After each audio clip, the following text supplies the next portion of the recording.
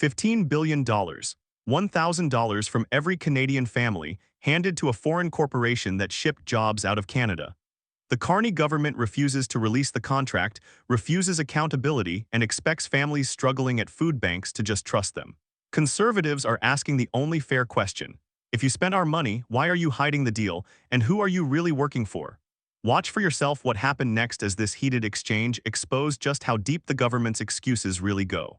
Going to go and report to the Prime Minister to the Witness Protection Program because he refuses to stand in this House and answer about his government's expenditure of $15 billion, $1,000 for every Canadian family to one company, supposedly to create jobs. That same company now ships those jobs south of the border, and the government is covering up the contract. Yesterday we learned from the company that they don't have any reason to retract the contract. So why doesn't the government release the full details of the contract so that Canadians can find out how badly the Prime Minister ripped them off?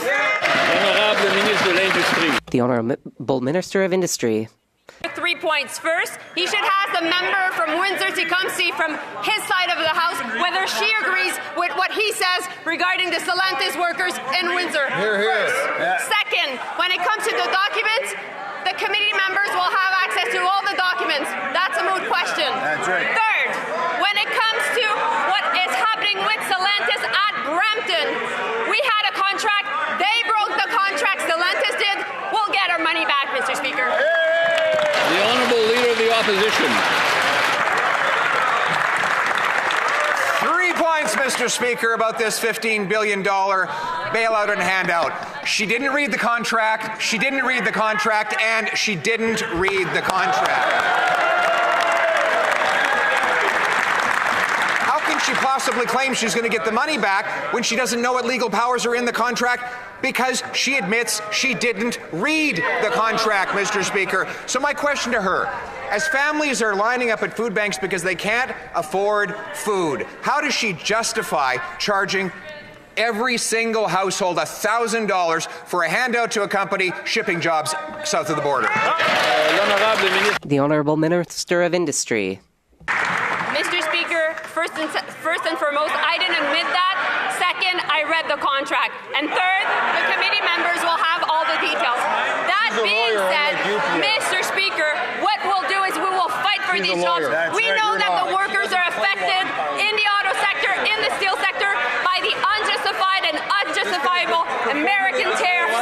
And we will make sure that we get these jobs back to Canada, and we'll fight for every single job, Mr. Speaker. The Honourable Leader of the Opposition. Madam Speaker, I had the honour to stand with the Unifor workers in Brampton who were out in the rain and the cold. There was not a Liberal around, not a word from the Prime Minister. All of them wanted to know what was happening with their jobs.